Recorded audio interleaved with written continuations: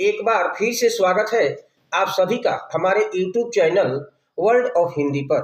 मैं संजय सर आज मैं आपके कक्षा 8 से हिंदी की पाठ्य पुस्तक वसंत से पाठ 12 सुदामा चरित्र कविता का प्रश्न व्यास पढ़ाने जा रहा हूँ। पाठ 12 है सुदामा चरित्र, कविता है जिसके कवि हैं नरोत्तम दास जी।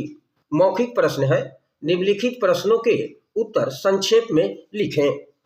प्रश्न संख्या 1 है, प्रभु जाने को आही कविता की इस प्रथम पंक्ति में प्रभु के माध्यम से किसे संबोधित किया गया है?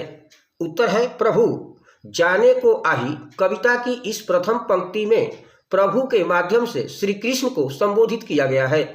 प्रश्न संख्या 2 है, घर घर कर ओढ़त फिरे के अनुसार कृष्ण किसके लिए कर ओढ़ते फिरते थे?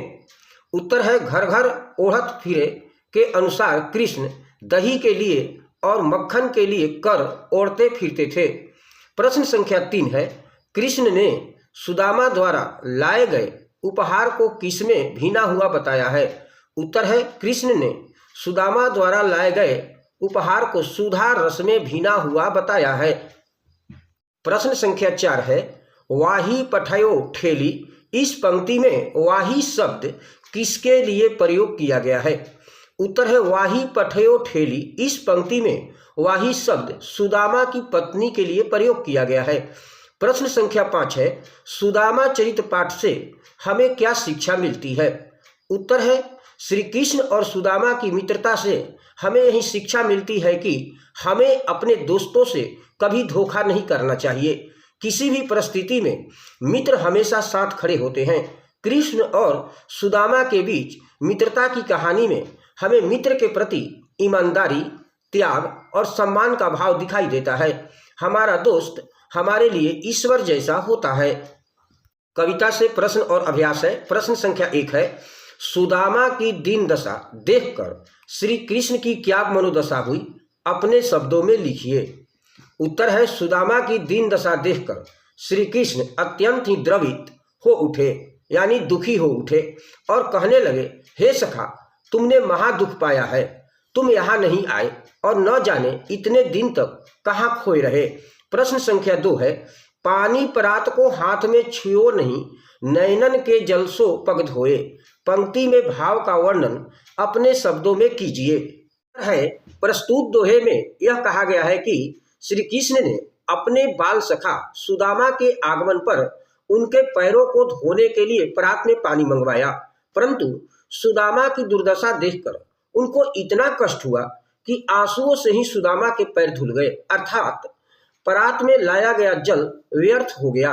प्रश्न संख्या 3 है, चोरी की बान में हौ तुम परवीने इस पर आधारित प्रश्न संख्या क है, उपर्युक्त पंक्ति कौन किससे कह रहा है? उत्तर है उपर्युक्त पंक्ति श्री कृष्ण अपने बाल सखा सुदामा से कह रहे हैं। है इस कथन की पृष्ठभूमि स्पष्ट कीजिए। उत्तर है अपनी पत्नी द्वारा दिए गए चावल संकोचवश सुदामा श्री कृष्ण को भेंट स्वरूप नहीं दे पा रहे थे, परंतु श्री कृष्ण सुदामा पर दोषारोपण करते हुए इसे चोरी कहते हैं और कहते हैं कि चोरी में तो तुम पहले से ही निपुण हो। प्रश्न संख्या ग है, इस उपालभ यानी शिकायत के पीछे कौन सी पौराणिक कथा है? उत्तर है यूं तो बचपन में जब कृष्ण और सुदामा साथ साथ संदीपन ऋषि के आश्रम में अपनी अपनी शिक्षा ग्रहण कर रहे थे, तभी एक बार जब श्री कृष्ण और सुदामा जंगल में लकड़ियां एकत्र करने जा रहे थे, तब गुरु माता ने उन्हें रास्ते में खाने के लिए चने दिए थे। सुदामा श्री कृष्ण को बिना बताए चोरी से चने खा लेते हैं। श्री कृष्ण उसी चोरी का उपालभ यानी शिकायत को सुदामा को बता रहे हैं। प्रश्न संख्या 4 है, द्वारका से खाली हाथ लौटते समय सुदामा मार्ग में क्या क्या सोचते जा रहे थे? वह कृष्ण के व्यवहार से क्यों खींच रहे थे? सुदामा के मन की दुविधा को अपने शब्दों में प्रकट कीजिए। उत्तर है द्वारका से खाली हाथ लौटते समय सुदामा का मन बहुत दुखित था। वे मार्ग में सोच रहे थे कि मैं गरीब ब्राह्मण घर घर में भीख मांग कर अपने परिवार का पेट पालता हूँ और श्री कृष्ण मुझसे कह रहे हैं कि मैं धन संपत्ति संचय करूं। जब वे श्री कृष्ण के पास पहुंचे तो कृष्ण ने आनंद पूर्वक उनका आतिथ्य सत्कार किया था। क्या वह सब दिखावटी था? क्योंकि उन्हें आशा थी कि श्री कृष्ण उनकी दरिद्रता दूर करने के लिए धन दौलत देकर विदा करेंगे, परंतु श्री कृष्ण ने उन्हें उल्टा चोरी का उलाहना देकर खाली हाथ वापस भेज दिया। संख्या 5 है, अपने गांव लौटकर जब सुदामा अपनी झोपड़ी नहीं खोज पाए तब उनके मन में क्या क्या विचार आए, कविता के आधार पर स्पष्ट कीजिए। उत्तर है, सुदामा अपने गांव लौटकर जब अपनी झोपड़ी नहीं खोज पाए तो उनके मन में यह विचार आया कि कहीं वह मार्ग में रास्ता भटक कर वापस द्वारका तो नहीं पहुंच गए हैं। वहां गांव में सोने का महल देखकर उनका मन भी ललच रहा था। फिर भी उन्होंने पूरा गांव छानते हुए सबसे पूछा, लेकिन उन्हें अपनी झोपड़ी नहीं मिली। प्रश्न संख्या 6 है, निर्धनता के बाद मिलने वाली संपन्नता का चित्रण कविता की अंतिम पंक्तियों में वर्णित है, उसे अपने शब्दों में लिखिए। उत्तर है, निर्धनता के बाद श्री कृष्ण की कृपा से सुदामा को धन संपदा मिलती है। जहां सुदामा की टूटी फूटी सी झोपड़ी हुआ करती थी वहां अब स्वर्ण भवन शोभित है।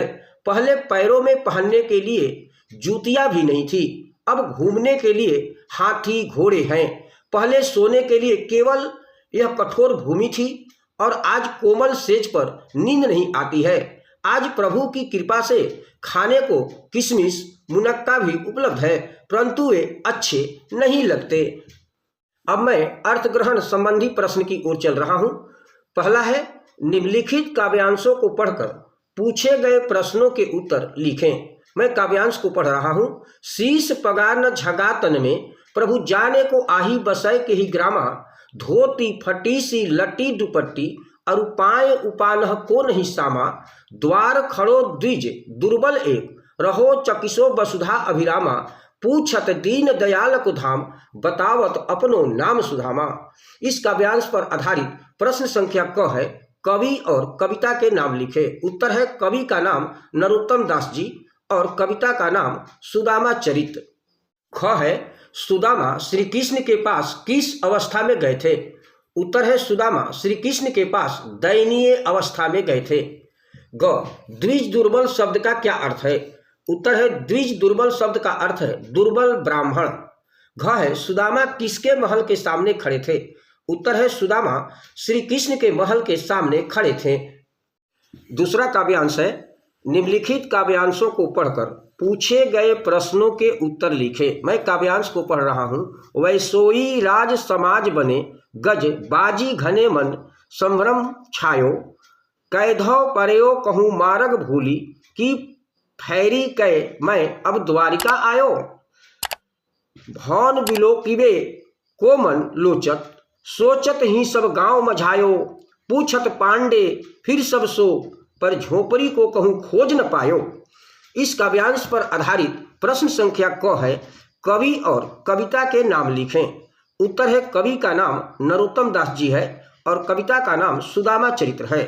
प्रश्न संख्या ख है, मझायो शब्द का क्या अर्थ है? उत्तर है, मझायो शब्द का अर्थ है बीच में। प्रश्न संख्या ग है, अपने गांव जाकर सुदामा ने सभी से किसके बारे में पूछा? उत्तर है, अपने गांव जाकर सुदामा ने सभी से अपनी झोपड़ी के बारे में पूछा। घ है, सुदामा भ्रम में क्यों पड़ गए? उत्तर है, सुदामा ने अपने गांव में जाकर देखा कि वहां द्वारका जैसा ठाट बाट है, वैसी ही राज समाज है। वहां उसी प्रकार के हाथी घोड़े थे जैसे द्वारका में थे। इससे उनके मन में भ्रम छा गया। पाठ में जितने भी शब्दार्थ और प्रश्न अभ्यास हैं उसे अपनी काच पुस्तिका पर अच्छे तरीके से लिखकर उसे याद करते रहिएगा। Thank you. मैं संजय सर।